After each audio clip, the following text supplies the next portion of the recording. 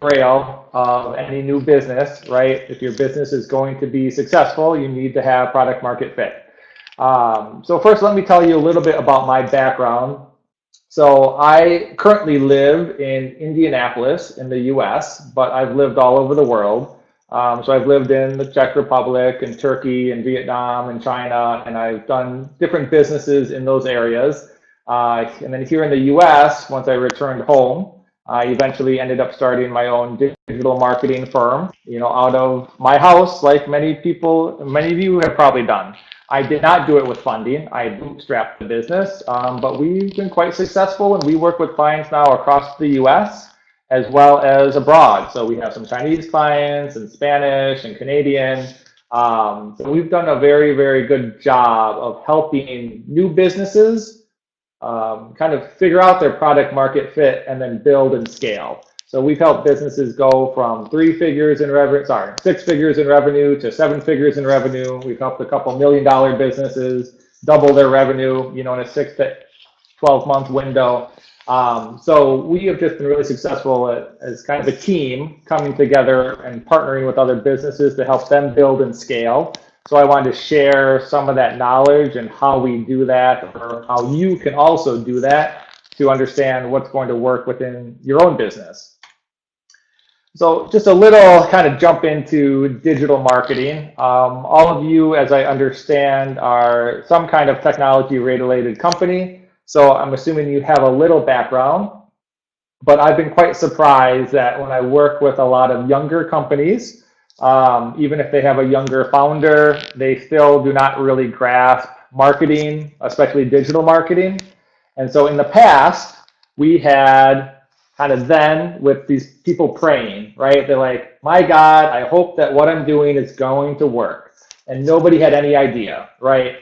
Maybe they would start to market and advertise in a newspaper or on the TV or radio in these traditional settings, but you had no data, you had no real feedback, and often you didn't get feedback for months at a time if you did get feedback.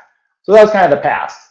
Nowadays, when we look, especially within the digital marketing arena, we can track everything, right? We know how many people come to our website. We know how long they stay on their website. We know how long or where they're going, their customer flow, right? We understand who's clicking on our comments and our ads, who's clicking on our posts that we put out there, who's sharing what. So we have a much, much better understanding nowadays of how viable our business is going to be. And the real beauty of social media, and not just social media, but digital marketing, and I make a pretty clear distinction there. You can't really build a business with social media, but you can build a business with digital marketing. And I'll help you understand what I mean by that as we go along. So what I kind of want to walk through is how we're going to understand that differently. And then obviously, why is this important? So like I said, a lot of the businesses that we talk to are still starting off with traditional marketing, or they're just doing social media posting, right? And then the older businesses that we do work with don't understand it at all. They're like, well, if I'm using newspaper or radio, I should just use social media the same way, and it's not really that important. So just a couple stats to help us understand. When we're talking about marketing, marketing is very much attention. Where are people's attention? Wherever our customer's attention is where we need to be. Right? Because if we want to build awareness with our products or our services, if we want to get people excited about them and eventually to purchase them, they have to know us, and so we have to be where they are. And that's challenging these days, right? Before, you could just be in like a newspaper, radio, or TV. Nowadays, you have Twitter, you have Facebook, you have Google AdWords, you have Pinterest, you have a lot of different social media channels that are unique to specific countries. So it makes it very, very challenging as a startup to understand where to be. But we need to be online. We need to be on these digital platforms because on average in the US, people check their phones 150 times per day. I mean, you go anywhere these days without your phone. In most countries, we don't, right? It's by our hand. And a lot of countries, especially like in Africa, right, we skip regular phones. Nobody even had them. We went straight from no phone to having a mobile smartphone, right? So big shifts that kind of happened very quickly, where some countries just skipped entire stages. So we're just used to always being on our phones. So if people are on their phones, that's where we need to be. Thinking in the US, a lot of people watch TV, right? Turkey, a lot of TV watchers, but nobody watches the commercials anymore, right? Everyone is checking their phones during the commercials. So again, if you want to get your customers' attention, you need to be on the phone, you need to be on the social media platforms that they're using and putting your ads there so that you can get in front of them. So one of the biggest platforms out there is Facebook because it has over 2 billion users now, which means a third of the world is on Facebook. So when we talk about digital marketing, there are a lot of different options out there. And again, it can vary by country. You know, like Brazil and China use very, very different social media ecosystems often. But overall, Facebook and Google are the two places to be. You know, Facebook in terms of your kind of blanket inception-based advertising, and then Google in terms of your search engine optimization or your Google AdWords pay-per-click campaign. Those are really the most important. But also, people are spending almost 2 hours per day on social media. So the entire time they're awake, they spend 2 hours per day on social media and 5.5 hours watching online video. So online video is anything from YouTube to Tudo if you're in China, to Hulu or Netflix or these other digital services that are coming out. So again, all of this is just to re-emphasize that find your customers, understand where they are, and then make sure that you're there. And that's really the first step in kind of understanding product market fit, right? And then obviously why digital in general. It's super cost effective. If we look at other channels for marketing, it gets really, really expensive really fast. Digital is cost effective. One of the reasons for that is it's extremely targeted. So I can find my ideal target market and advertise just to them. You think about this, you know, in the past, we used to have TV. I just had to put up a TV ad and it would go out to every single person watching that TV station. So even if I'm a cosmetics brand that wants to market to women, I have to pay to reach, you know, the other half of the population that are men that will never buy my product. And so that's really ineffective marketing. With digital, you can get extremely targeted, and we'll look at that. The other benefit of digital is to very rapidly iterate, right? Many of you are probably familiar or getting into agile marketing, agile business development, or product development. It's the same thing.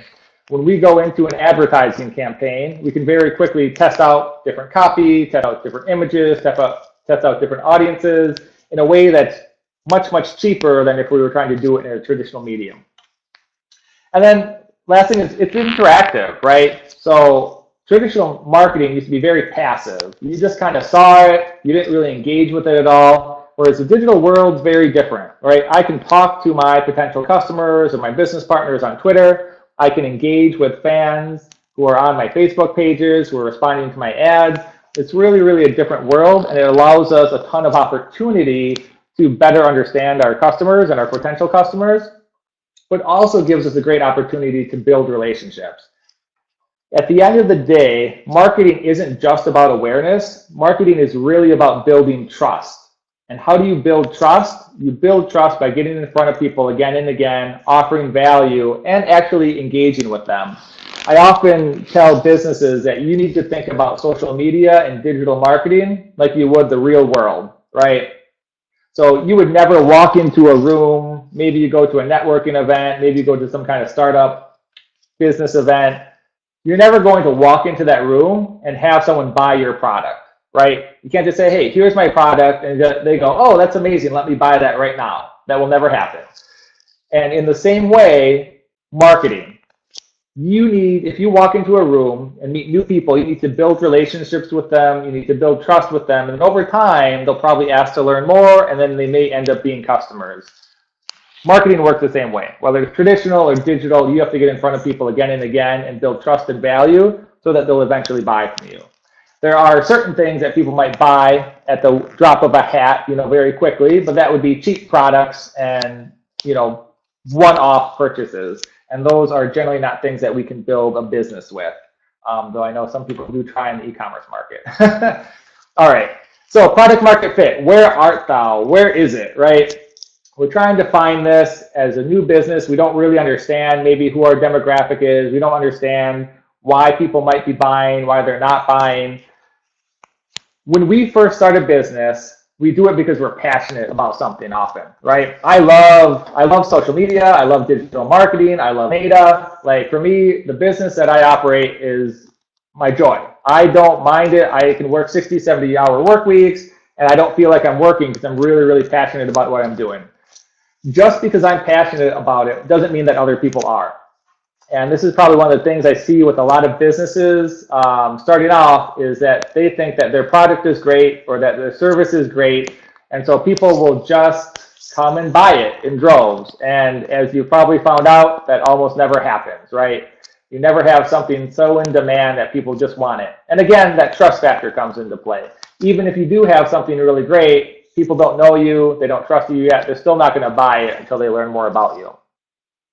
So we have to start researching our customers. We have to start researching and understanding if what we actually have as a product and service is viable in the marketplace. The other piece of this is just because people like something doesn't mean that they'll pay money for it, right? You probably found that out. A lot of times you'll have something that's great and maybe you'll talk to family and friends and they'll say, oh, that's great, right?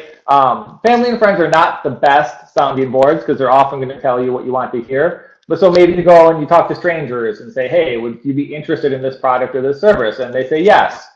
But then ask them for money for it and they won't pay you, right? So it's not just finding the right customers that are interested in what you have or that maybe have the problem that you're trying to solve, but it's finding people that are willing to pay for what you have. And we'll look at one of our clients. She sells a $20,000 online addiction recovery program. We work a lot in the healthcare space.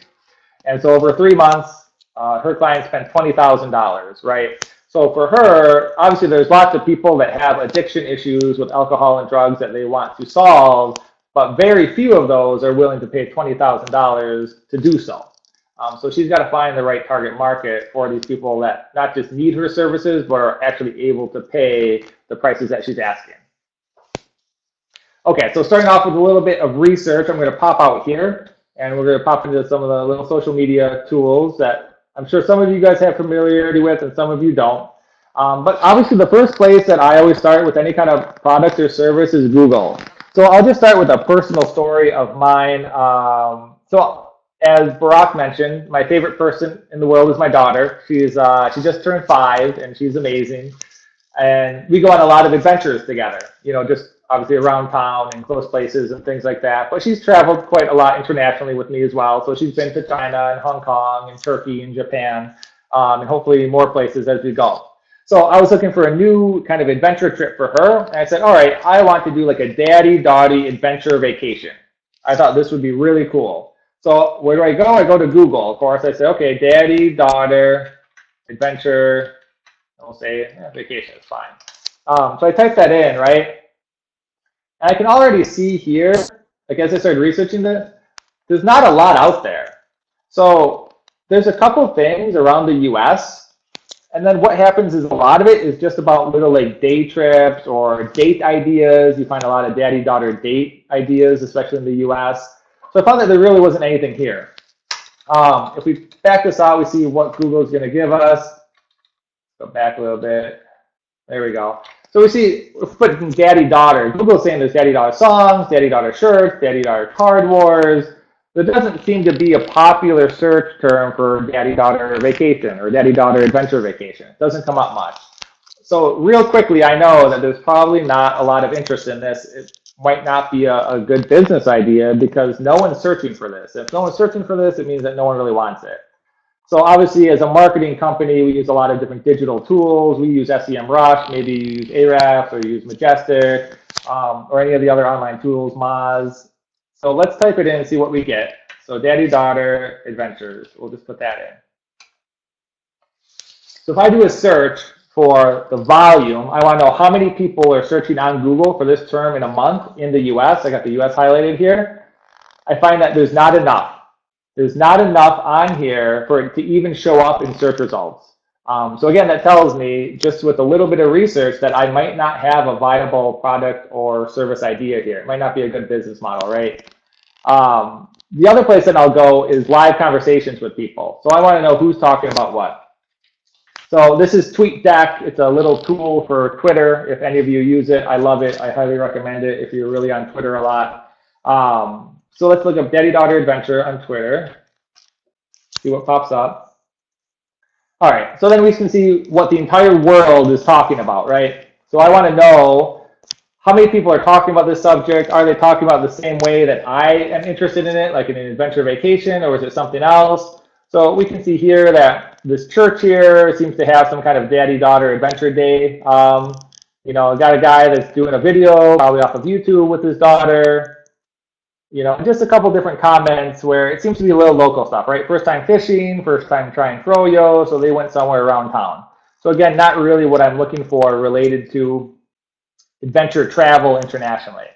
So again, that's kind of a sign to me that, hey, maybe there's not really a market for this stuff. And just so you guys know, you can always localize this. So if you want to pull up your tools here and go into location, maybe I want to see who's talking about this in New York, right? So I just type in New York, say, okay, I want to do New York.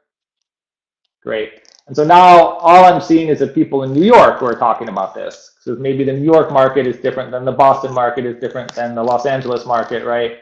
So it's really important to me for me to look locally and understand. But this is a really good tool as well for any kind of product or service that you guys are trying to sell, is pull up TweetDeck or pull up Twitter and do your local searches and, you know, check around. Maybe your product and service is a good fit for big cities, but not for small cities.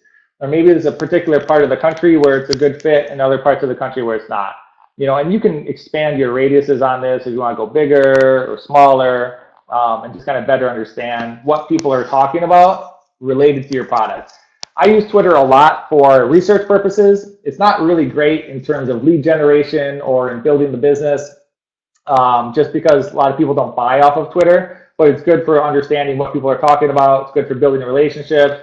And you can do a lot of headline split testing. Twitter is all about headlines, right? So if you get a good headline, you can split test those on Twitter pretty cheaply. But also things that you can do with Twitter that are really useful is you can set up little windows and streams to watch competitors. You can set them up to watch kind of product categories or different keywords in your market. And you can also set it up to talk about yourself, right? So I want to know what people are saying about me. So I'm going to keep that on and, you know, check it out, right? Because it's important for me to understand what people are talking about. All right, so we'll pop back to the presentation here. So that's just a little bit on the research end. And so we're going to kind of get into validating that soon. So let's pop here, current slide. Okay, so I've done a little bit of research, right? I'm understanding that, okay, there is probably a fit for this somewhere. This is something that I think I can sell. But again, just because people say or are looking for it doesn't mean that they're going to buy it from you. So you have to validate any kind of assumptions you've made about your product market fit. So I love this little image.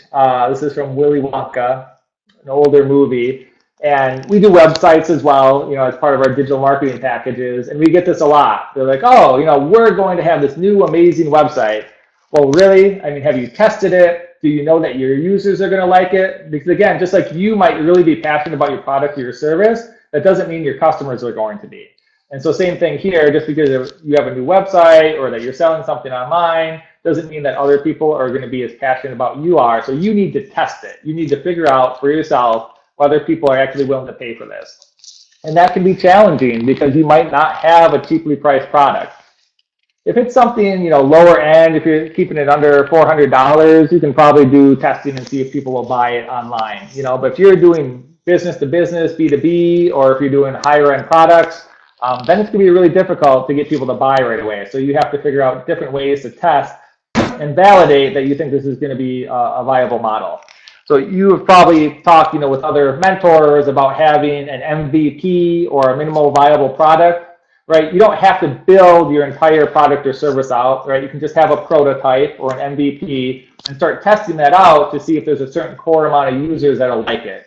Because you know that your kind of early adopters, the people that are really excited about new things or that really have a strong pain for maybe the solution you're trying to solve, are going to be willing to start early or pay a little bit up front to kind of have you help them along.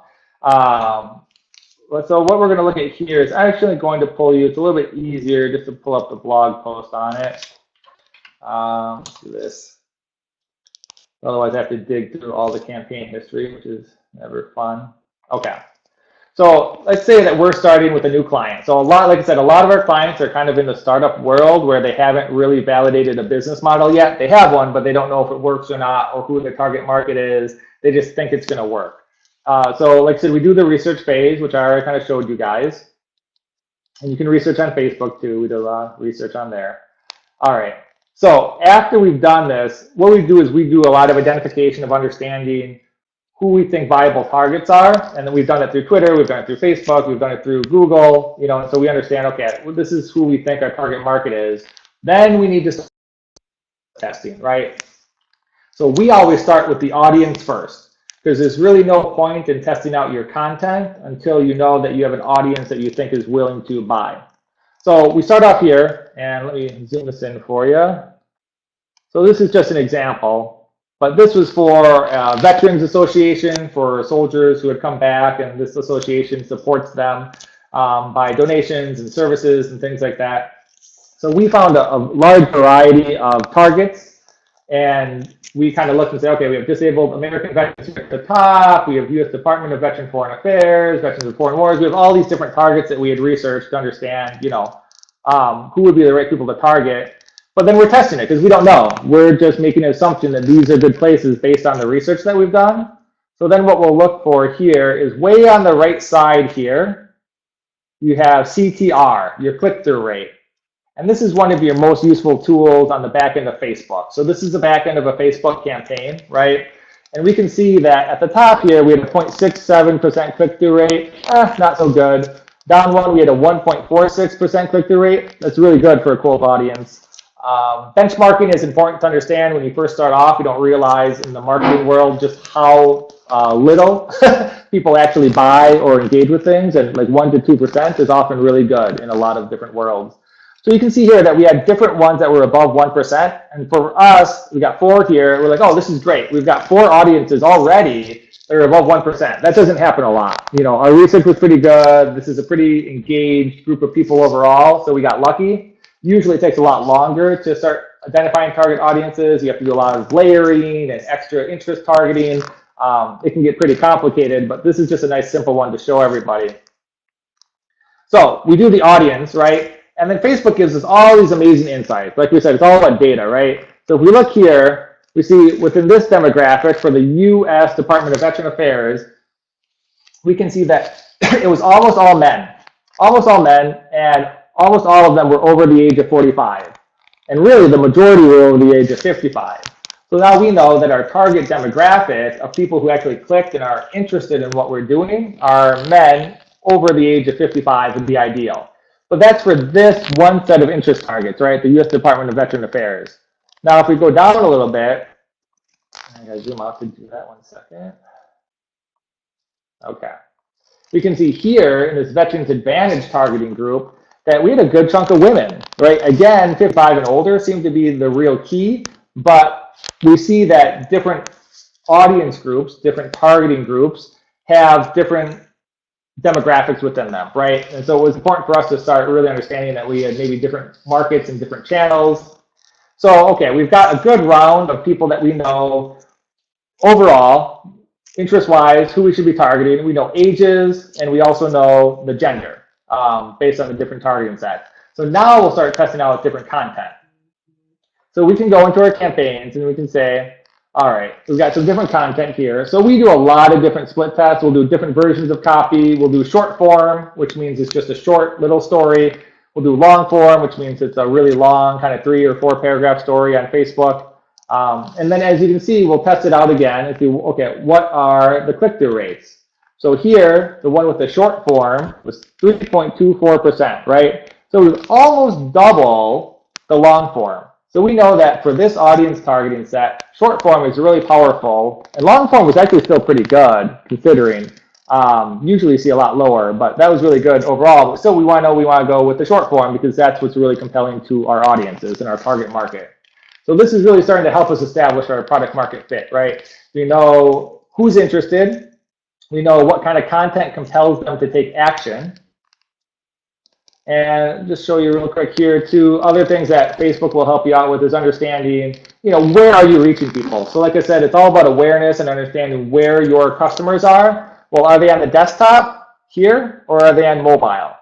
And so if we look at desktop, we see that we only had 200 people reached, or 200 people clicking, right? Not too many, sorry, one click. 200 people reached, one click. Then we go down to mobile and we reach almost 8,000 people and had 351 link clicks, right? That's amazing. We know now that really our target demographic is on mobile. So there's not a whole lot of point in having us waste money on desktop if everyone's on mobile. Now, if you want to get more advanced, you'll do a lot of retargeting strategies where you start off on mobile and move to desktop because older audiences are purchasing there. But we're not going to get too much into that today. So then, you look at the Google Analytics as well. Always really important to understand your website analytics and see what's happening. But we can see here that basically all of their traffic was coming from Facebook on the mobile, right? None of it's coming from Google. None of it's coming from really anywhere else. So again, we know that Facebook is a really good avenue for us. And this a lot depends on how much money you have to do your testing, right? You can test out more if you have more money. But I always recommend that you need to start off simple, right? And Facebook and Google AdWords are the two real big places to start. Test out there, see what works, and then try and kind of move on, and you can start testing other stuff once you've validated your business model, right? But here we weren't still validated with this client, for example. So we knew the audience, we knew the content, but we still needed to get them to pay the money, right? So then we set up a bunch of landing page split tests.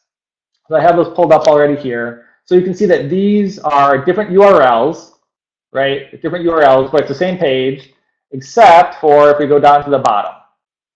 So here, this one says join us. It's got a little bit about what's going on. This one, we go down, it just has an email entry form. And then this one was a little bit different, and they linked to different places. So one had a type form, and the other had one where you just entered in your credit card information, like a lot of websites would ask. So we tested out all of these and a couple more, and we found out that the email one was obviously most likely to get people to move forward. So this is really common, right? People are willing to give you their email address, but they're not willing to pay you money the first time that they've seen you.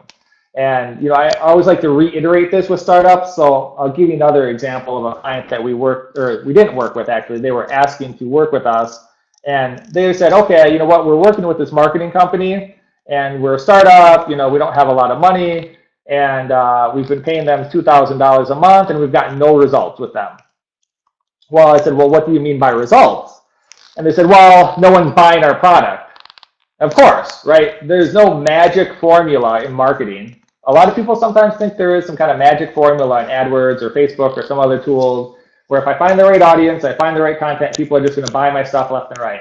Again, it's not going to happen. You need to build trust with your audiences. You might get a couple sales here or there, but really it's going to take a lot of retargeting stacks and building trust over time and getting in front of people again and again for it to work.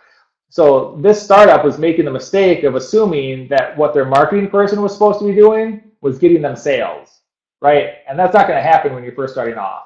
What they needed to be doing was having their marketing person validate their funnel, right? Understand the audience, understand product fit, and then once that was there, start working towards sales over time. But if ROI, if return on investment is your initial metric, you're going to fail. It's not going to happen. You have to understand who audiences are, what content motivates them to take action, and then build up trust. So most companies, right, what we do is we set up a funnel. So really easy example. Let's go into Facebook here. Who's this? We'll come back to that. It's one of ours. Oh, okay. Go here. All right. Since we're on this page, I'll start with it really quick. So give you a look. If we go into this ad set back here, that's not the one I want.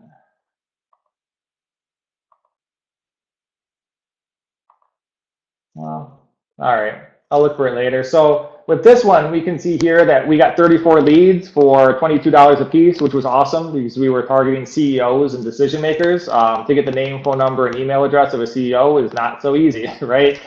So to pay $22 per lead was awesome for us. we split tested out this image and the copy, and we found that this clown image, which I think is hilarious, had 3 times the amount of click-throughs as an image of people being happy, as an image of a phone not ringing.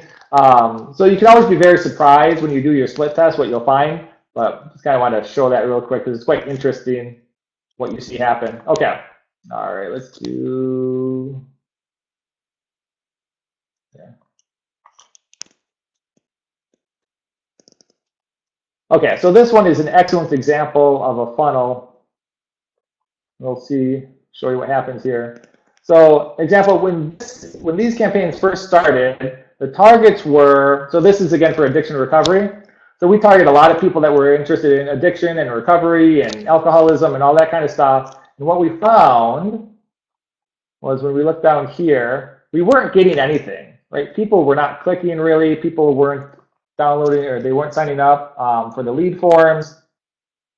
So let's look at our click-through rates. So again, you can see on the click-through rates here, really weak, right? 0.7, this one was okay at 2%, 0.91. So that's where we started off with the testing, and it wasn't great results. But then as we move up, we start getting better and better results. Part of that was copy, so we were updating the copy. So we started off with short form copy, that wasn't really working, switched to long form copy, we started getting better results. But then we switched up the ad sets and the targeting. And as you can see, as we did that, we moved away from people that were interested in addiction because these were people that weren't able to pay $20,000 for a 3-month program, right? These were people that wanted free stuff. So we had to target a higher end demographic, and we actually removed that addiction targeting. And that's when we started getting 4%, 4.21%, 2.87%, right? Like these really high click-through rates. But what's better is they actually became leads. So we had our analytics set up on the back end to track who actually filled out the form and became an official lead, right? And you can see here that we were getting leads for $259, $214, $826, right? Which is again really cheap for a client that's going to pay $20,000 for your program. So, with these 90 registrations, 89, 161 registrations, 153, right? It's a huge number of leads coming in. They're going to be potential buyers for the business. Now, again, are these people going to buy right away just because they signed your lead form? Probably not, right? You have to build trust. So let's see if we can find it here. There we go. So then we go to the landing page here, right? So she's got a landing page where she goes to a free webinar, which is a real common funnel, right? Maybe you go to a webinar, maybe it's some kind of lead magnet that you're downloading an ebook you guys did or something like that. But in this way, she starts to build trust with her clientele after she's built trust, after you've done her free webinar and you've given a lot of value. After they've downloaded the ebook and you've given a lot of value, then you ask for a follow-up call. You say, hey, let's see if I can help you out. Because they've already clicked your ad, they've already listened to an hour for your webinar, or they spent 45 minutes reading your ebook that you created for them, and they say, these guys are really great, they know what they're talking about, they have a solution for my problem, I want to talk to them, maybe they can help me. But you have to understand that that process is what built the trust, because that's what marketing is all about, to help them get the results that they wanted. Also, I just wanted to show something on the interaction piece real quick. So this was a good one. So this is on a Facebook page, but you can see here, you just do a real simple thing where, hey, claim your discount, say, give me the code, right? So when that happens, then all these people can comment, right? And you can say, give me the code, give me the code, give me the code. And so now you're getting in contact with these people, right? It becomes less of a passive relationship. That's why social media is so powerful. It's more like real life. And we message all these people, right? We message them, we start a conversation with them. So they not only get the discount coupon from them, but we get to start a relationship and we get to maybe take it further and better understand what they need and how we can have our service or our product help them out. So lots and lots of value there. So that's what I'm talking about when I talk about kind of validating your product market fit, is understanding who's going to buy my stuff. And again, kind of going over all of that, that's a huge cost, right? To test all of that out, to start to figure out who people are, what they like, and then who's going to buy. And then once you've understood that, then you still have to build trust over time. It's a lot of time, it's a lot of money, right? Even setting something up like an online webinar or writing an ebook takes hours and hours and hours of work. And your challenge as a startup is you're probably not an expert at it. You're probably not an expert writer. You're probably not an expert at delivering online webinars. So it'd be great if you could pay someone to do that, and if you have funding, you can. But oftentimes you can't. You're trying to do it on your own, and so what you produce is not high quality, and that can be a challenge. But at the end of the day, customer acquisition ain't free, right? It costs a lot of money to get customers. And we saw that with the accounts that we were looking at, right? They're spending $4,000 a month to acquire these customers. And yeah, as a startup, you can try and get away with smaller, right? You're not going to start off with $4,000 a month, but you have to have some kind of spend in there to be able to reach enough people, to build up your data, to understand what's going to work and what's not going to work. I usually tell the average startup in the US, different countries are different, that they need to spend at least $10,000 in ad spend. So that's not counting labor, that's not counting staff, that's not counting hiring an expert outsourced agency, just in their ad spend to probably understand if their product is viable or not. And your really big challenge is because you have to build trust, you might identify a target market and audience and content that seems to be working, but you still need to take 2 to 3 months to work with them, build up trust to get them to buy, right? And you can go 3 months and then find out that, great, this audience really likes what you're doing, they like your content, but they don't like it enough to pay for it. That's when you need to pivot, right? So now you've got to pivot. You've either got to make your product and your service fit what they do want and what they're willing to pay for, or you need to go in a new direction and do the whole process over again and try to find a different audience and different content that motivates that audience. So understanding customer acquisition is really important. And I like to give the example of Coca-Cola. So Coca-Cola, when they first started off, what happened is the founder of the company, he actually got a little bit of seed funding, believe it or not, got a little bit of funding from people he knew, and he would go to different soda stations, I guess you could call them. We call them like soda jerks in the US in the old days. But you go to different soda pop stations and restaurants, and he would test out different formulas of Coca-Cola. And he would give it to people there and see how they liked it. And he did that all over the place with lots of different formulas. So he spent a lot of money creating different recipes and formulas for his soda until he found one that worked. Then once he found the one that worked, he asked for some more money, right? So he went for his Series A. And then from there, he started making the product and selling it. So, okay, so that worked for him, actually. You know, Coca-Cola started to grow, right? But for 50 years, Coca-Cola gave away 10% of their product for free every year. That's not counting the free marketing collateral and things that they did for the people that stocked their soda. This is just in free products. Every year for 50 years, 10% of all the Coke that they made was given away for free. And so why? That's super expensive, right? That's a ton of money, especially for a startup company, especially for a company that was only making 1 cent per Coca-Cola bottle, right? That's all that they made for a long time. But they did that because they wanted to expand and scale and grow. And as you've probably heard a million times, growth eats your cash flow for breakfast, right? So they wanted to grow, and they were willing to spend that money to get their product into more people's hands so that they would enjoy it and hopefully buy the product in the future and buy more Coke, right? And it worked for them. It absolutely worked. But they spent a ton of money to do that. And so when we look at what we're doing with our customer acquisitions, it's very similar. Another example I kind of want to give, let's pull up these guys maybe.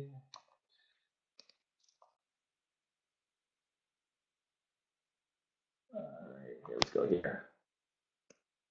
Okay. So these guys sell e-commerce clothing, right? And what we'll see, let me switch it up, custom column. Website, let's find purchases. Okay, purchase. Okay, so now here we can see how much they spent as well as how much they made, right? So here they spent $11,000 and they made $34,000. Pretty good, right? That's a 3x ROI. Here they spent $1,400, they made $4,000. So again, pretty good, right? So you can see in all these campaigns that we're making money all the time, but at the end of the day, they still have product costs that they have to make, they have employee costs, they have a lot of overhead and operational costs that they need to meet, right? So what works as ROI depends on the client.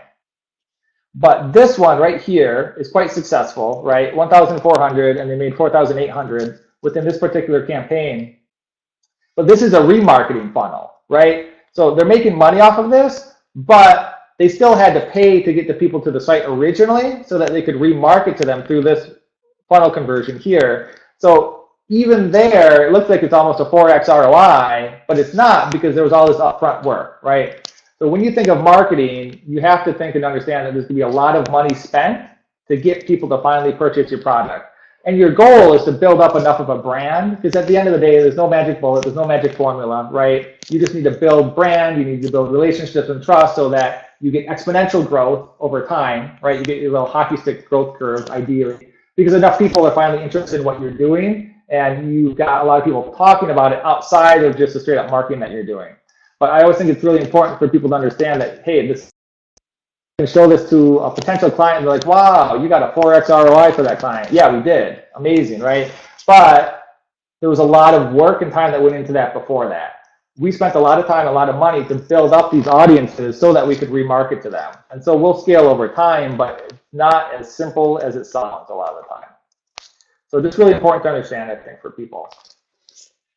All right, almost ready to finish up here. Couple questions I'm sure we'll get to. People are always asking which platform is best for my company or my startup. Like I said, Facebook and AdWords, that's where you need to start. I would forget everything else unless there's something unique to your country that you need to know about. It's all about the data, right? So you see everything that I'm talking about, everything that we're looking at. It's not saying, hey, here's what I think works. It's saying, here's what we think works. Let's test it. Let's make sure that it works. And then let's make sure that people will pay for it, when we do it this way. Really, really important. And so overall, you have to understand that there needs to be a funnel or a lead pipeline or a sales pipeline, whatever you want to call it. But we start off with awareness. These are people that don't know our product or service at all. We just have to get in front of them, and we're going to pay a lot of money to do that. They're not going to buy anything yet, right? Maybe 1 or 2 purchases if you're lucky.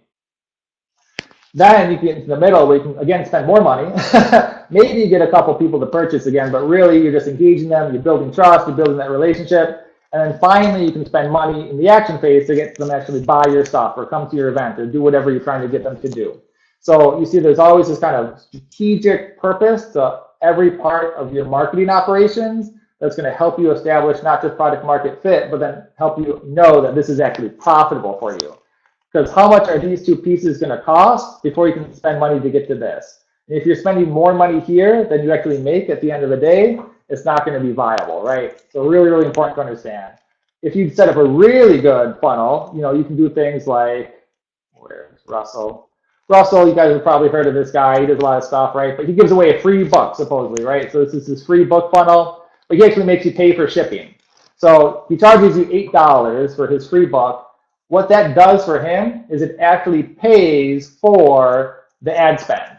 So he breaks even. He doesn't make any money on that book, no sales. But he uses them to get customers into his business so that he can remarket to them and sell them higher priced products. And it's really important to look at things that way. When you look at like a webinar, a free book offer, an online book offer, you're paying a lot of money to get a customer into your funnel so that you can market and sell them something bigger, because you need the time to build the trust. And if I'm going to spend $100 to acquire a customer and every 5 customers converts, so I'm spending $500 to get 1 customer that's going to pay. Is that going to work for my business model? For our business model, that does, right? We'll pay $100 a lead, no problem, because we're going to make enough money from those customers over time. But if you're just selling something that's like $200, $300, it doesn't work, right? So really, really helpful to kind of understand how to maybe help offset your costs, or just how much it's going to cost to build out your overall product market fit, understand the data, understand what to do with that data, and it has to be all working together. Your Facebook should work together with your AdWords, should work together with your website. You can't have different pieces all over the place. And let me pull this up. And I'm going to skip the prerequisites because I know people want to get time for questions here. But I always say, like, if you're going to do marketing, especially online, you need to have a great website. If you don't have a great website, I don't care what we do. We can send all the traffic in the world that you want, but no one's going to convert, right? You have to have a great landing page. It has to be mobile optimized. It has to be set up for user experience. And you obviously have to have your tracking installed so that you actually know what the results are worth. But you've got to do that, and you've got to spend money, right? Because if you post to Facebook, only 4% of the people that are fans of your page will ever see it, right? There is no such thing as free social media, right? You can spend all day posting on Twitter, you never get people to buy stuff, right? It's all about spending money to reach more people. If I can reach 1,000 people for 10 bucks on Facebook, that's a huge deal. And that's a lot cheaper than me sitting on Facebook all day posting organic content that only 4% of my audience is going to see, right? So really important there. Okay, so I really appreciate your time today. If you do have additional questions, feel free to connect with me through any of my platforms. I'm on Twitter, Instagram, and Snapchat. I probably use Twitter the most, and I use Facebook the most these days. So you're welcome to connect with me on those platforms. You're welcome to connect with me on LinkedIn or just shoot me an email. You're more than welcome. But I really like helping other businesses grow. It's really exciting to me. It's a lot of work. I know how hard it is. So I want to help people. So just like I said, feel free to reach out at any time. I'll try and answer any questions that you have about marketing, product market fit, all those different pieces about building a business. And I also hope to see you at Startup Istanbul. So from there, I'm going to stop sharing the screen, but I will questions. So let's start doing those. All right. So I'm just going to kind of start going from the bottom here. Does basic funnel apply for B2B business? Yes, absolutely. Funnels are really, really important for B2B. It's probably not going to be so simple, right? I mean, what we covered today was just a really simple funnel strategy. But for B2B, absolutely. You still have to set up really good content funnels. You really have to have ideally there's a sales team that's doing some kind of personal outreach, social selling that combines with your content marketing funnels. Email lists are really big. Again, how do you get emails? How do you get people to actually have in your email list? Well, you've got to be reaching out on LinkedIn. You've got to be reaching out on Facebook. But B2B, absolutely essential. It's just a lot more complicated. Is there a list of tools which a startup should use for marketing and internal analytics? There's tons of stuff out there. Honestly, we use the native tools built into the platforms. I mean, Google Analytics and Facebook Analytics and Twitter Analytics are fantastic. So it takes you a second to load those screens up. You know, it's not a big deal. Like if you want to use a different tool, like if you want to use your buffers and your social clouds, what was the one? I'm trying to remember the one. That was the Turkish one, but I forgot it. But there's a lot of good ones out there. So definitely feel free to use them. But if you're trying to stay cheap, keep your costs down, I say, you know, you don't really need to. Just use what's native to the platform. All right, let's see. Need to remarket the stuff that our customer requires. I'm not quite sure. Yeah, use your pixels. Absolutely. You have to have your pixels installed. Otherwise, you can't remarket, right? Need to remarket the stuff that our customer requires. Can you clarify that question a little bit? I'm not quite sure what you're asking. I'm going to go look at a different one while we're doing that. Let's see. I think using content marketing is a good way to start. Position yourself as an authority. Give it out. Resist the temptation, ask for payment. Content marketing is really, really powerful. It brings a lot of value to our business. We use a lot of content marketing, but it takes a long time. It's a slow build. And the mistake that a lot of companies, especially, new companies, old companies, it's the same. They make bad content. Content's not good, but good content is good, right? So you have to spend a lot of time making really valuable content. When we make content for clients and for ourselves, we do a lot of research. And we see what other content is out there, and we find a space where we can do it better, right? To have the best content out there that people find valuable, because that'll build your trust. Also understanding what kind of content fits along your customer's journey. What kind of questions do they have when they start off? What kind of questions do they have when they're comparing offers? Are there additional problems that you can help them with? You should be really, really strategic in your content builds, and you still have to amplify that, right? So if I create a piece of content and put it on my blog or put it on my Facebook page, nobody will ever see that. You'll be very, very lucky if anyone does. You still have to spend money to amplify that out to get your content that is great in front of the people that can actually find value with it. So it's important to understand that your content marketing needs to connect with your digital outreach strategy. You also recommend YouTube videos for a startup. Yeah, YouTube videos are great. You know, platforms change, audiences change. It's best to understand, is your audience on YouTube? If your audience is on YouTube, fantastic, right? Great, go for it. Also, you can still amplify your YouTube videos. So if you have a YouTube video that maybe your audience isn't there, but you're pushing that over to Facebook or it's pushing it over to Twitter or using it in your email campaign, video is pretty valuable overall. We find a lot of success with Facebook video and LinkedIn video right now. But like I said, it just depends on your audience and where they are. Didn't get the part how to get the data from Facebook. Okay, so so I know I flew through a lot of stuff. This stuff takes a long time to learn, guys. You're not going to be able to pop into Facebook and then suddenly be a digital marketer. It takes you years and years to figure this stuff out, and it changes all the time.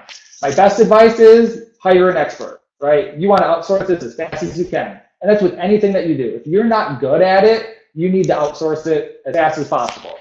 You might not have the money for that now, and you might get stuck doing it yourself, but what you want to do is get enough money so that you can outsource what you're not good at, and you can focus on what you're good at. You know, whether it's the engineering piece, the sales piece, whatever you are passionate about, that's what you need to stick with.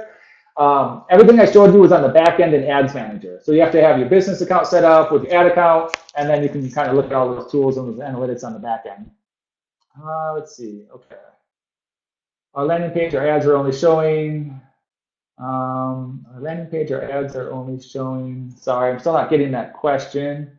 Where this video will be shared later, Barack will share the video with you guys. I know he's going to share it. I'm not quite sure where, but he'll get that information to you. How much SEO has an impact on digital marketing? SEO is often completely different from digital marketing. SEO is search intent based. I'm looking for something, I find you. So if your customers are looking for the solution to their problem, SEO or Google AdWords would be a good option. But if it's something that they might not even be sure you exist or a solution's out there, then you have to be running digital campaigns. You can combine your Google AdWords with your retargeting on Facebook. That's effective. But SEO is a completely separate strategy from digital marketing. Both you should be doing eventually, but you need to understand which one's going to be most valuable for your business.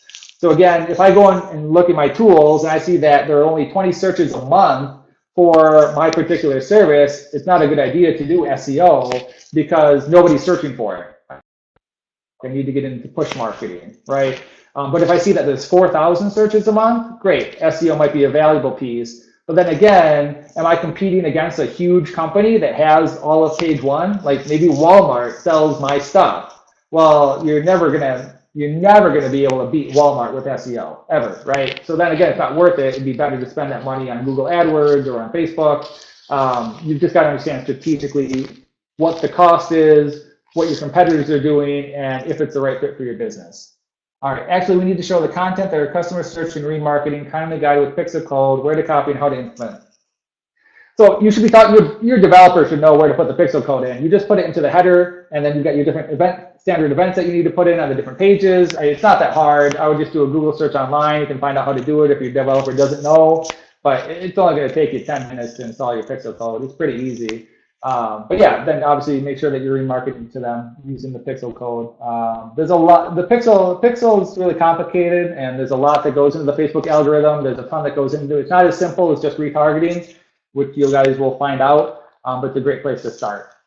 Okay, let me see, other questions. Do you know any replacement for Google Analytics? There are some out there. I mean, like Moz Local and SEMrush even will say that their analytics are better than Google Analytics. At the end of the day, if you're a new business, I don't think it matters that much. Is Google Analytics perfect? No. It's going to have some mismeasurement in there. Are Facebook Analytics perfect? No. There's be mismeasurement. Your Google Analytics will almost always show 3 times less hits than your Facebook Analytics are showing. Like there's, variances within the data, but if people are buying, it's working, right? So you just gotta, if you're in this business, you understand what the margin of error is and how to kind of guess and know that, yeah, this might be not 100% accurate, but still is enough data for me to make predictable decisions or strategic business decisions on. How can we convince new users in social media that our products are not fake and they trust our products? They trust over time, right? You've got to build that trust over time. Maybe it's showing views of your products. Maybe it's doing like behind the scenes live video on Facebook. That's a great idea. Sometimes you've just got to give the customer a free product, right? I don't always recommend that. People that want free stuff are not the ones that are going to pay for stuff usually, but it's something worth trying. Again, test and validate, test and validate. So maybe send 5 free samples to people, see if they buy it again, and then that would work. Just depends on how much money you have to do something like that. How do I track a lead from landing page to CRM? So that is based on your CRM, right? Some CRMs, the really expensive ones, can tell you where the lead is coming from. But really the simplest way to do that is just to create a separate landing page for every marketing channel. So if I have a landing page and it's going to Facebook, I'm going to create a separate landing page for my Google AdWords. I'm going to create a separate landing page for my Twitter campaigns. And then those lead forms will attach to a different list within the CRM, or they'll be tagged differently in the CRM. So even for cheap CRMs or even free CRMs, they can usually understand where the lead is coming from a separate landing page or a separate form. So you just make sure that those separate landing pages and separate forms are sent to a separate list, and then you can track it more manually that way. But good question. All right. Keeps kind of clicking down when I try to look up at the question, so I'm sure I'm probably missing you guys. Some of you guys, I apologize for that. Let me see. Okay.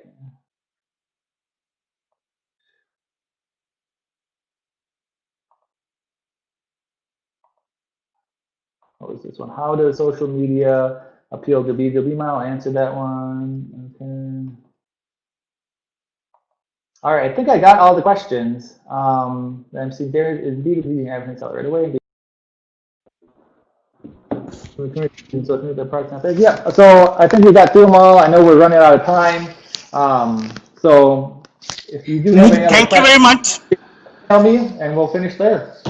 All right, Nick, it was awesome. I mean, great webinar and deep insights about the, not only social marketing, but also making a product market fit on social media. I was online and getting notes about your presentation, and we will additionally put the webinar on the video and also share it with our participants, because they may miss some kinds of points, very important points. They may want to listen again. So long story short, thank you very much for this great webinar today, and we are very excited to host you and welcome you in Istanbul next month. Thanks so much, Barack. I really appreciate it. Everyone, you guys have a great day, and I'll see you in Istanbul. Thank you. Bye-bye.